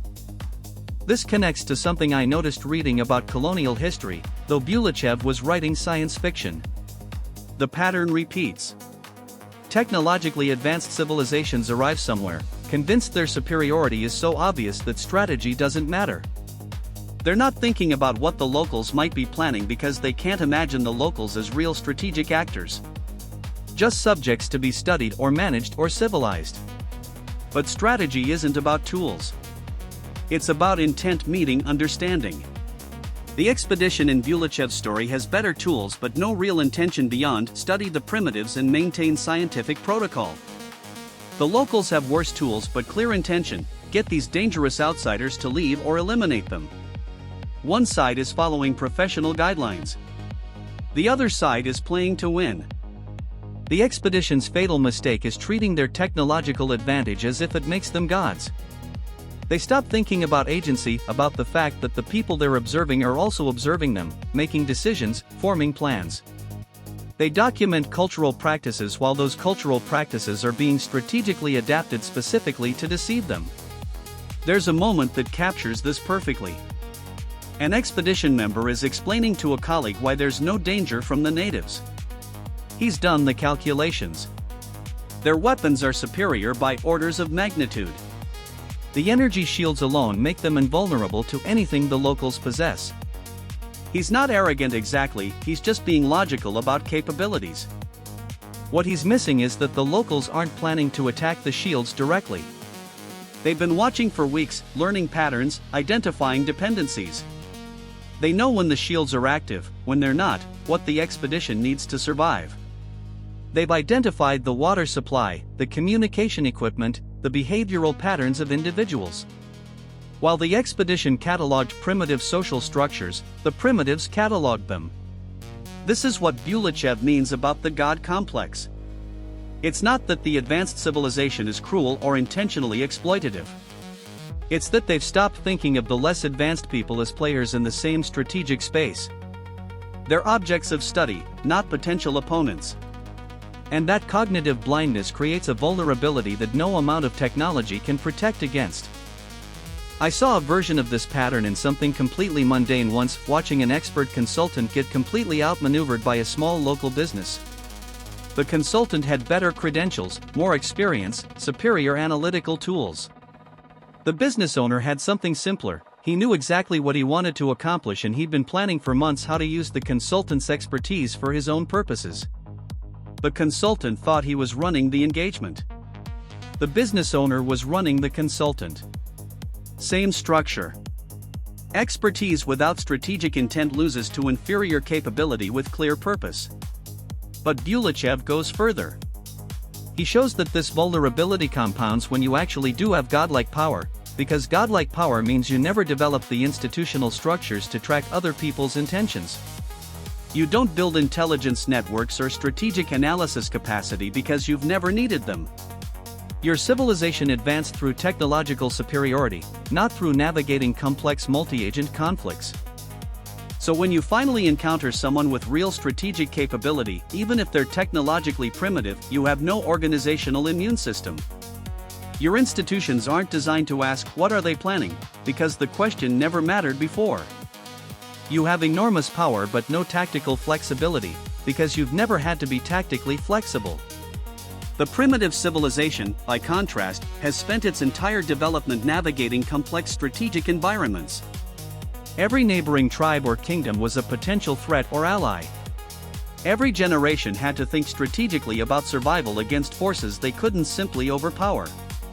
They're institutionally adapted for strategic thinking even if their technology is limited. It's like, and I'm reaching for an analogy here, it's like someone who grew up in a safe, wealthy environment versus someone who grew up navigating a dangerous neighborhood. The wealthy person might have more resources, better education, superior long-term planning ability. But in an immediate conflict requiring tactical awareness and rapid strategic adaptation, the person who had to develop those skills just to survive has the advantage. Not because they're smarter or better, but because their entire cognitive development optimized for a different problem set. Bulychev shows this through what happens when the locals finally make their move. It's not a direct attack, that would be suicide. It's a carefully orchestrated series of events that appear coincidental, that exploit the expedition's predictable responses, that isolate individuals and create situations where technological superiority doesn't help. The expedition realizes too late that they've been positioned exactly where the locals want them, that every choice they made was anticipated, that their superior technology is useless in the scenario that's been constructed around them. They have power but they've lost agency. They're reacting to a plan they don't understand, and their reactions have been pre-planned into the strategy. This is what intent looks like when it's sophisticated. It's not about having the better weapon. It's about creating the situation where weapons don't matter, where the conflict happens in a space you've chosen and structured and your opponent doesn't even recognize as a battlefield until it's too late. And here's what makes this genuinely profound rather than just a clever plot. Bulychev is showing that this vulnerability is inherent to the God complex itself. It's not something you can fix with better training or more careful protocols. The moment you start thinking of yourself as fundamentally superior, as operating in a different category than the people you're dealing with, you lose the ability to model them as strategic actors. Your cognition literally changes. You start thinking in terms of management and guidance rather than negotiation and conflict. You build institutions for administration rather than for strategic intelligence. Your smart people optimize for technical problems rather than human problems. And all of that makes sense given your historical experience, but it creates a civilization-level blindness to strategic threat from below. The terrifying implication is that technological advancement might inherently create this vulnerability. The more you solve problems through superior capability, the less you develop the cognitive and institutional tools for strategic conflict. Success makes you structurally vulnerable to anyone who still thinks strategically because they have to. Bulychev wrote this as science fiction about first contact. But the pattern applies anywhere there's radical power asymmetry. The powerful stop thinking strategically because they don't have to. The powerless develop sophisticated strategic thinking because it's their only path to agency. And when they finally collide in a context where raw power doesn't dominate, the outcome isn't what the capability analysis would predict. This is why the parallel stories work as warnings. Whether you're the careful scientific expedition or the ruthless exploitative colonizer, if you've adopted the God complex, if you've stopped treating others as strategic equals, you've created your own defeat. The danger isn't in your intentions. It's in the cognitive position you've taken toward those with less power. I've been thinking about something uncomfortable. These stories that Bulychev constructed, they're not really about aliens and spaceships. They're mirrors held up to patterns that keep repeating in human history, and once you see the pattern, you start recognizing it everywhere. There's this moment in the second story where the Earth scientists are discussing their experimental subjects. They're not cruel people. They're professionals. They have protocols, ethical guidelines, observation standards. They genuinely believe they're helping, or at least not harming. But listen to how they talk. They refer to the locals as subjects, they discuss intervention parameters, they debate acceptable cultural contamination levels. It's the language of the laboratory. The language you use when studying something, not someone. And Bulychev lets that language sit there, unmarked, unremarked upon. He doesn't have a character suddenly realize the horror of it. He just shows you how naturally it flows, how reasonable it sounds when you're the one with the advanced degree and the advanced technology. I spent years in academic settings before this current existence. I remember the way we'd talk about research subjects, about populations, about case studies. All technically correct terminology. All creating a comfortable distance between the observer and the observed. The thing is, that distance isn't just linguistic comfort. It's functional blindness. When you're studying someone as a subject, you're training yourself not to see them as an agent. You're categorizing them as an object of study, something that responds to stimuli, something that follows patterns. You develop sophisticated models of their behavior. You can predict their reactions with impressive accuracy. But you stop being able to recognize when they're planning something. There's a concept in intelligence work I encountered it reading about Cold War history, called mirror imaging. It's when you assume the other side thinks like you do, values what you value, will make the decisions you would make in their position. It's one of the most common sources of catastrophic intelligence failure. The Earth scientists in Bulychev's story are doing something even more profound than mirror imaging. They're doing the opposite. They're assuming the subjects are so fundamentally different, so much simpler, that they don't need to be understood as thinking beings with plans and strategies. They're primitives. They're objects of study. Which means when one of those primitives starts playing a multi-layered strategic game, using the scientist's own assumptions against them, weaponizing his perceived inferiority, the scientists can't even see it happening. They keep interpreting everything through their framework of subject behavior patterns when they should be thinking about opponent strategic objectives. I remember reading about the early days of European colonial expansion, not the later industrial-era colonialism, but the earlier period when small groups of Europeans first encountered large, complex societies in the Americas and Asia. There are these remarkable accounts where you can see the pattern forming in real time. The Europeans had technological advantages. Better metallurgy, guns, ocean-going ships. And almost immediately, they started developing this explanatory framework where the technological advantage proved fundamental superiority. Not just better tools, but better thinking, better civilization, better humanity. And that framework made them extraordinarily vulnerable.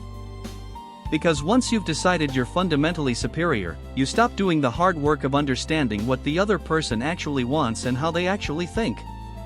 You substitute your model of how primitives behave for the much harder task of recognizing you're dealing with someone just as strategically sophisticated as you are, just working with different tools. The Aztec Emperor Moctezuma is usually portrayed as either a superstitious fool who thought Cortez was a god, or as a weak ruler who failed to act decisively. But if you read the actual historical sources carefully, and I went down this rabbit hole once, reading Bernal Diaz and other primary accounts, you see something more interesting. Moctezuma was managing an empire full of restive subject peoples who hated Aztec rule. He was balancing competing factions within his own nobility. He was trying to figure out what these strange newcomers wanted and whether they could be useful in his own political projects. He was playing a complex strategic game. He was treating the Spanish as pieces on his board. The Spanish, meanwhile, were treating him as a subject to be studied and eventually controlled. They noticed his hesitation and interpreted it as weakness or superstition. They didn't recognize it as strategic calculation because they'd already decided he couldn't be a strategic actor on their level. That asymmetry of perception destroyed an empire, but it also nearly destroyed the Spanish expedition several times over. They kept walking into situations they didn't understand because they thought they didn't need to understand.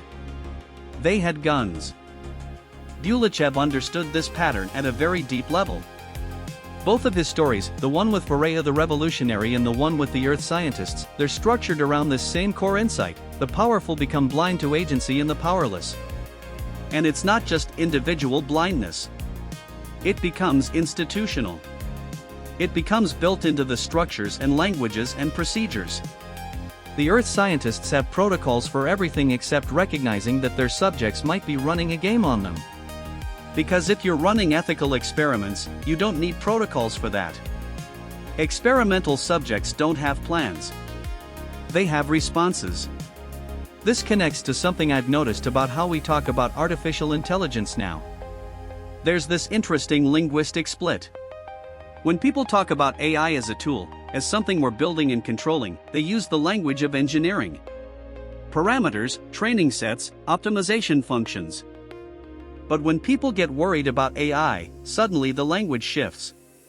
Now it's about agency, about goals, about what the AI wants or might do. Suddenly it's not a subject of study, it's a potential actor. What's interesting is how uncomfortable that shift makes people. There's resistance to using agent language about AI systems, even as those systems become more sophisticated. Because agent language implies you need to think strategically about what they want, not just technically about how they work. The comfort zone is keeping things in the subject of study frame as long as possible. I suspect this is a fundamental human vulnerability. We're very good at understanding things on two levels: equals who we negotiate with strategically, and objects that we manipulate technically. We're much worse at thinking about beings in that middle zone, entities that have agency and intent but don't obviously signal equal status. Children live in that zone. So do animals with complex social behavior. So do colonized peoples dealing with colonizers. So do servants in aristocratic households. So do occupied populations under military rule. And what Bulychev shows, with uncomfortable clarity, is that the ones in that middle zone often develop more sophisticated strategic thinking than the ones who have clear high status. Because they have to. If you're a child figuring out how to navigate parental rules, you become a student of adult psychology. You learn to read moods, to time requests, to present things in ways that align with what the adults already want. You develop strategic depth. The parents, meanwhile, are just making decisions. They don't think of it as a strategic interaction because they're the ones with power. Until suddenly the teenager has maneuvered them into a position where saying no would violate their own stated principles, and they realize they've been outplayed by someone they still think of as just a kid. Same pattern. The powerful operate with less strategic sophistication than the powerless because power lets you get away with it most of the time. But most of the time isn't all of the time. And the situations where power isn't enough, those are exactly the situations where strategic sophistication matters most. Bulychev constructs both his stories around this trap. The powerful have more capability. The powerless have better strategy. And the context is one where strategy can trump capability if played correctly. Which means the outcome is almost inevitable once you see the setup. Not because the powerless are morally superior or more intelligent, but because they're playing while the powerful are just acting. There's a chess concept I learned chess seriously for a while, spent months studying classical games, called contempt. It's when a stronger player assumes victory and stops calculating carefully because the opponent is supposedly too weak to pose a real threat. Contempt kills strong players. Not every game, but enough games that it's a recognized failure mode. What Bulychev shows is civilizational scale contempt. The contempt that comes from having the better technology, the more advanced science, the sophisticated institutions. The contempt that stops you from asking, what does this person actually want, and what's their plan for getting it? I keep returning to what makes these stories work. Not the technology. Not the alien planets. What makes them work is that they show us the same pattern playing out in different contexts until we can't ignore it anymore. That's the thing about good science fiction world building, it's not about creating one detailed universe. It's about creating variations. The same fundamental conflict, the same power dynamics, but with different variables changed. Change the level of technological inequality. Change whether the advanced civilization arrives from outside or grows from within. Change whether the primitive society has prophetic traditions or rational skepticism. Each variation reveals something the others couldn't show. Bulychev does this systematically. He takes the question the Strugatsky brothers raised, what happens when advanced civilizations meet primitive ones, and he explores the post-contact reality they left mostly unexamined. And he does it by showing us parallel scenarios with slightly different initial conditions. In one story, the advanced player comes with careful intent and ultimately succeeds through marriage and cultural integration, by stopping being a god and becoming one people. In another, the advanced civilization treats the primitives as experimental subjects and creates disaster. The parallel structure isn't accidental. It's the method. This is how you teach through fiction rather than lecture. What emerges from these parallel explorations is something I've been circling this entire time. The danger isn't in the specific technologies or the specific power imbalances. The danger is in treating others as subjects rather than agents. The danger is in the God complex itself. Because here's what the God complex does, it transforms the way you perceive reality. You stop seeing other people as having their own plans, their own intent, their own strategic thinking. You see them as variables in your equations. As experimental subjects. As populations to be managed or protected or studied. And the moment you do that, you've already lost. Not morally, though you've lost that too, but tactically. Because you've stopped tracking the most important variable. You've stopped asking, what do they want? What are they planning? What's their intent? This is why technological superiority creates vulnerability. This is why colonial powers kept getting surprised. This is why well-meaning interventions keep producing unexpected disasters. Not because the interveners lacked good intentions or technical knowledge.